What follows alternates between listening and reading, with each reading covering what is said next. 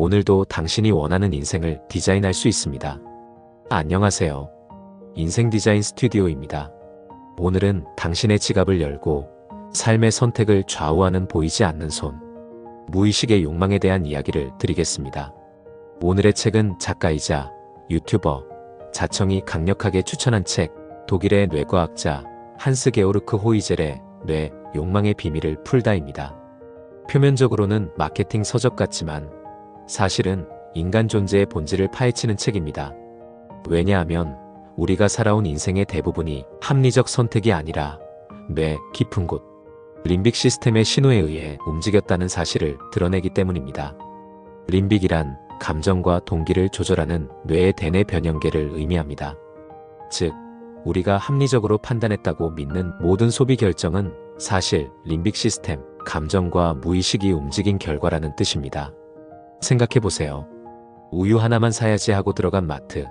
그런데 계산대에 서면 장바구니는 어느새 가득 차 있습니다. 퇴직 후 무료한 시간을 달래려 켜둔 홈쇼핑. 그런데 정신을 차려보면 내 손가락은 이미 결제 버튼을 누르고 있습니다.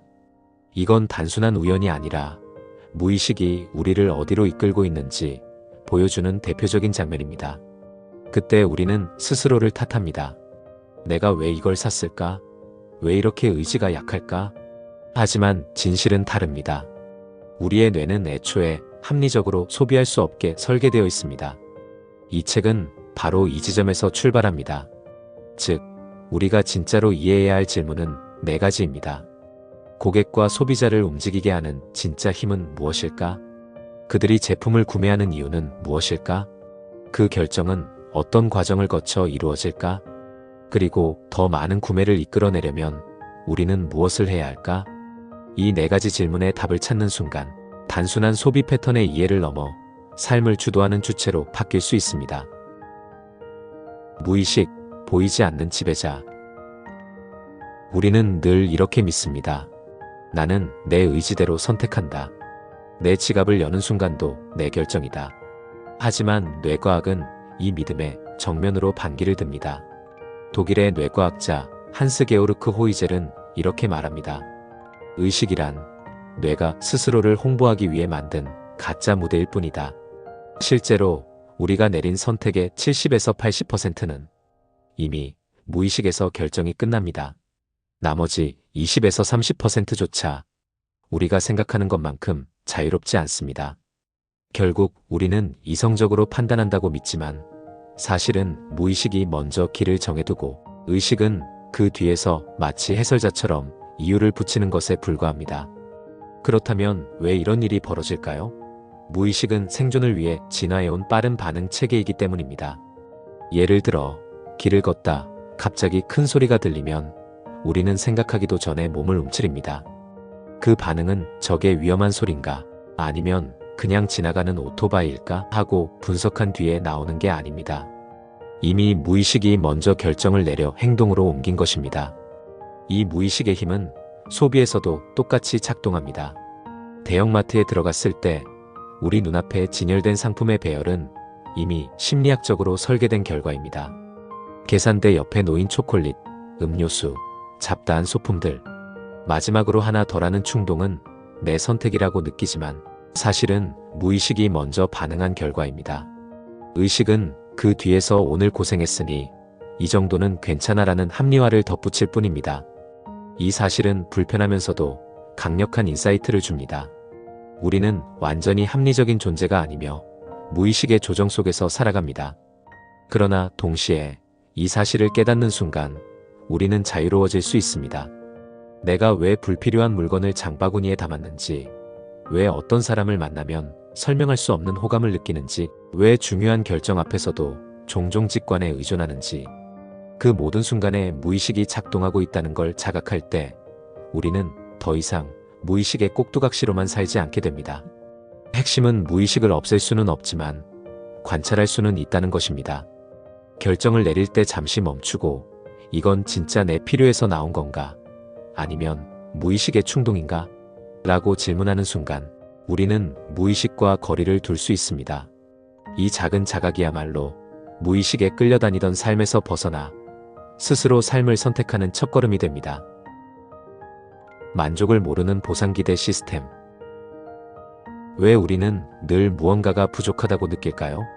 가출구한 새 차를 몰고 나왔을 때 그 짧은 짜릿함은 불과 몇 주 만에 흐려집니다. 출근길에 스쳐 지나가는 더 고급스러운 차가 눈에 들어오면 마음은 금세 흔들립니다. 여름휴가를 떠난 날도 마찬가지입니다.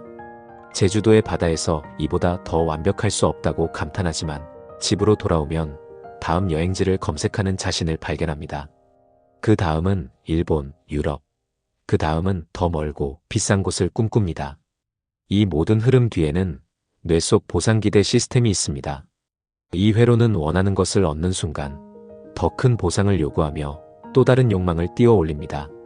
만족이 잠깐 스쳐 지나가는 순간 뇌는 이미 다음 목표를 세우고 있는 것이죠. 19세기 시인 비렐름 부슈는 이를 꿰뚫어 보았습니다. 소원은 이루어지는 순간 곧바로 새끼 소원을 불러온다. 이 끝없는 결핍은 의지 부족이나 성격 탓이 아닙니다. 생존을 위해 진화해온 뇌의 기본 설계일 뿐입니다. 욕망을 멈추기 위해 우리가 싸워야 할 대상은 나의 의지력 부족이 아니라 늘 다음 보상을 찾아 나서는 뇌의 이 본능 그 자체입니다. 아이라이너와 연필의 차이. 겉모습만 놓고 보면 연필과 아이라이너는 크게 다르지 않습니다. 길쭉한 모양, 심이 들어있다는 점, 심지어 제조 단가도 비슷합니다. 그런데 소비자가 지불하는 가격은 전혀 다릅니다. 연필은 몇백 원이면 살 수 있지만 아이라이너는 몇천 원, 몇만 원을 훌쩍 넘깁니다. 이 차이를 단순히 브랜드 가치나 마케팅 전략으로만 설명하면 본질을 놓칩니다. 진짜 이유는 우리의 뇌 깊은 곳 림빅 시스템에 있습니다. 여성의 몸은 배란기에 접어들면 무의식적으로 임신 가능성을 알리는 여러 신호를 내보냅니다. 그중 하나가 눈가의 색 변화입니다. 피부가 살짝 어두워지면서 본능적으로 지금이 번식에 적합한 시기임을 드러내는 것이죠. 아이라이너는 이 자연스러운 신호를 강화하는 도구입니다. 그래서 여성은 나는 더 세련돼 보이고 싶어서, 눈매를 또렷하게 하고 싶어서라고 설명하지만 뇌는 전혀 다른 언어로 반응합니다. 무의식 속에서 성적 매력의 지표를 극대화하기 위한 선택을 한 것입니다. 이 지점에서 우리가 얻을 수 있는 인사이트는 명확합니다. 소비자는 의식적으로 말하는 이유와 무의식이 작동하는 진짜 이유가 다르다는 것입니다. 여성만의 이야기가 아닙니다. 남성이 고가의 스포츠카에 열광하는 이유도 단순히 빠른 속도 때문이 아닙니다. 무의식적으로는 그것이 힘, 지위, 경쟁력 같은 상징을 드러내주기 때문입니다. 즉, 우리가 돈을 쓰는 수많은 순간들은 사실 나는 더 안전하고 더 매력적이고 더 강력하다는 무의식의 메시지를 확인받는 과정입니다. 아이라이너와 연필의 차이는 결국 필기도구와 매력 신호장치의 차이인 셈이죠. 여기서 중요한 깨달음은 이것입니다. 우리는 언제나 합리적 소비를 한다고 믿지만 실제로는 무의식의 언어에 따라 움직인다. 그렇기에 똑같은 제품이라도 무의식에 어떤 신호를 던지는가가 가격을 결정합니다. 시간, 새로운 욕망의 무기. 불과 몇백 년 전까지만 해도 사람들에게 시간은 해와 달, 계절과 같은 자연의 흐름이었습니다. 농부는 해가 떠야 일을 시작했고 해가 지면 하루를 마무리했습니다. 시간은 누구에게나 동일하게 흐르는 자연의 리듬이었고 누군가의 소유물이 될 수 없었습니다. 하지만 시계가 발명되면서 상황은 완전히 달라졌습니다. 시간을 측정한다는 것은 곧 시간을 나눈다는 뜻이었고 그 순간부터 시간은 권력의 도구로 변했습니다. 군주는 백성에게 언제 일어나야 하는가, 언제 일해야 하는가를 명령할 수 있었고 산업혁명 시대에는 공장 사이렌이 노동자의 하루를 지배했습니다. 시간은 더 이상 자연의 것이 아니라 권력자가 쥐고 흔드는 통제의 무기가 된 것입니다. 오늘날 그 통제는 더 은밀하고 강력한 방식으로 이어지고 있습니다. 시간이 돈이다라는 말은 단순한 은유가 아닙니다. 우리는 은행의 이자율, 주식의 실시간 시세, 택배의 배송 속도, 인터넷 연결의 지연 시간까지 모두 시간을 돈으로 환산하며 살아갑니다. 그리고 이 구조 속에서 우리의 뇌는 기다림을 견디지 못하도록 길들여졌습니다. 스마트폰 화면에 뜨는 당일 도착. 지금 주문하면 3시간 안에 수령 가능 같은 문구는 우리의 무의식 깊은 곳을 자극합니다. 우리는 실제로 물건이 필요해서가 아니라 기다림에서 벗어난다는 쾌감 때문에 결제를 누릅니다. 심리학적으로도 이는 즉각적 보상 체계와 연결됩니다. 아이에게 사탕 하나를 지금 주는 대신 10분 기다리면 2개를 주겠다고 했을 때 대부분은 기다리지 못하고 당장 하나를 선택합니다. 이 본능적 성향은 현대 소비사회에서 더욱 증폭되었습니다. 기다림을 버티지 못하는 우리의 뇌가 빠른 배송, 즉시 충전, 즉각 반응 같은 자극에 중독되어 있는 것입니다. 따라서 오늘날 시간은 단순히 흘러가는 것이 아니라 우리의 욕망을 끊임없이 부추기는 무기가 되었습니다. 기다릴 줄 모르는 소비자가 된 것은 개인의 의지 부족이 아니라 수세기 동안 시간의 개념이 바뀌며 우리 뇌가 재프로그래밍된 결과입니다. 여기서 얻을 수 있는 통찰은 분명합니다. 우리는 시간을 단순히 흘러가는 자연의 리듬으로 볼 것인가, 아니면 기업과 시장이 던져주는 압박의 프레임 속에서 쫓길 것인가. 이 선택이 우리의 삶의 질을 결정합니다. 시간을 다시 내 편으로 만들려면 빠름을 좇는 무의식을 알아차리고 의식적으로 기다림의 힘을 훈련하는 것이 필요합니다. 소비 이후의 합리화. 우리는 종종 이런 상황에 부딪힙니다. 평소에는 절대 지출하지 않겠다고 다짐했던 고가의 코트를 매장에서 입어보고는 결국 결제를 한 뒤 집으로 돌아옵니다. 그리고 며칠 뒤 거울 앞에서 스스로 이렇게 말하죠. 이건 단순한 사치가 아니야. 나를 관리하는 투자야. 앞으로 사람들 앞에서 자신감을 더 줄 수 있을 거야. 하지만 진실은 다릅니다. 이미 매장에서 거울 속 자신의 모습을 본 순간 뇌의 무의식은 결정을 내려버렸습니다. 코트를 입은 나의 이미지가 주는 감각이 먼저 무의식을 자극했고 의식은 단지 뒤늦게 합리적인 이유를 지어낸 것뿐입니다. 심리학에서는 이런 과정을 인지 부조화라고 부릅니다. 자신의 행동과 믿음 사이에 불일치가 생기면 우리는 불편함을 해소하기 위해 이유를 만들어냅니다. 충동적 구매라는 사실을 인정하는 대신 투자라는 그럴듯한 명분을 더 씌우는 것이죠. 쇼펜하우어는 이를 간명하게 표현했습니다. 우리는 우리가 원하는 것을 하는 것이 아니라 우리가 한 것을 원한다. 즉, 우리의 욕망은 사후에 의식이 덧칠한 이유로 정당화됩니다. 이는 단순히 소비에서만 벌어지는 일이 아닙니다. 직장에서의 선택, 인간관계에서의 결정, 심지어 삶의 중요한 진로 변경조차도 마찬가지입니다. 먼저 무의식이 직관적으로 결정을 내리고 의식은 그 결정이 틀리지 않았음을 증명하려 했습니다. 여기서 얻을 수 있는 인사이트는 강력합니다. 우리가 이성적으로 합리화를 잘한다는 것은 그만큼 무의식의 힘이 압도적이라는 증거라는 것입니다. 따라서 중요한 것은 합리화를 없애려 애쓰는 것이 아니라 내가 지금 설명하는 이 이유가 진짜 동기일까, 아니면 행동을 정당화하려는 변명일까를 성찰하는 일입니다. 그 질문 하나만으로도 우리는 무의식에 끌려다니지 않고 의식적으로 선택할 힘을 조금 더 회복할 수 있습니다. 자동차에 이름을 붙이는 이유. 첫 차를 산 여성들이 종종 차에 애칭을 붙이는 모습을 보신 적 있을 겁니다. 우리 루비, 내 블루처럼 말이죠. 단순히 재미삼아 부르는 것 같지만 그 안에는 뇌 깊숙한 작용이 숨어 있습니다. 자동차는 단순한 금속 덩어리가 아닙니다. 첫 차를 갖게 되면 여성의 뇌, 특히 감정과 애착을 담당하는 림빅 시스템이 강하게 반응합니다. 차를 집과 회사 사이를 오가게 해주는 교통수단이 아니라 위험한 세상에서 자신을 지켜주고 이동을 책임지는 동반자로 인식하는 것이죠.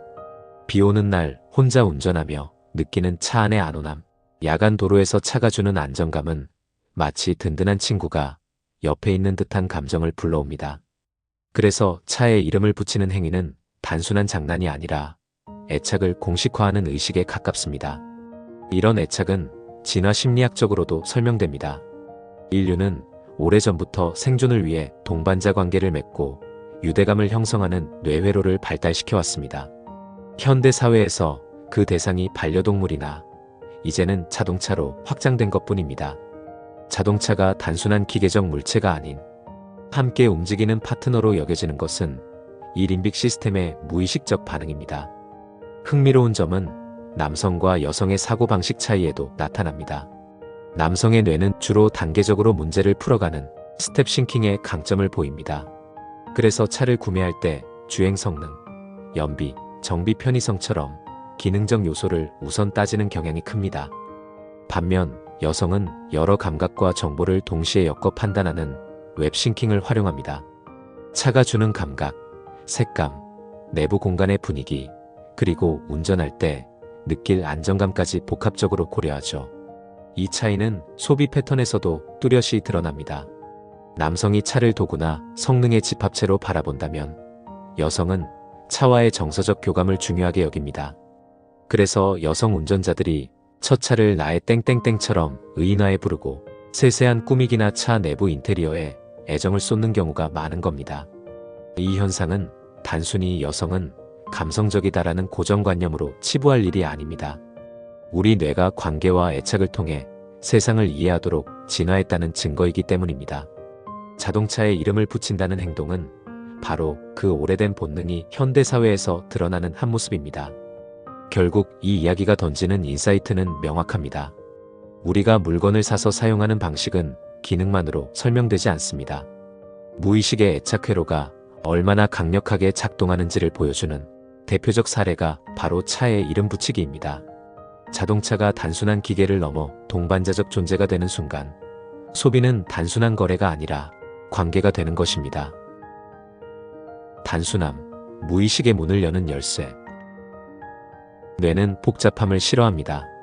상품 설명이 복잡하거나 정보가 많으면 뇌의 고통센터가 활성화되고 소비자는 방어적으로 변합니다. 따라서 훌륭한 마케팅은 단순함에 있습니다. 한눈에 들어오는 메시지, 짧고 강렬한 인상, 그리고 사소한 디테일이 무의식을 움직입니다. 그렇다면 우리는 무의식의 노예일 뿐일까요? 아닙니다.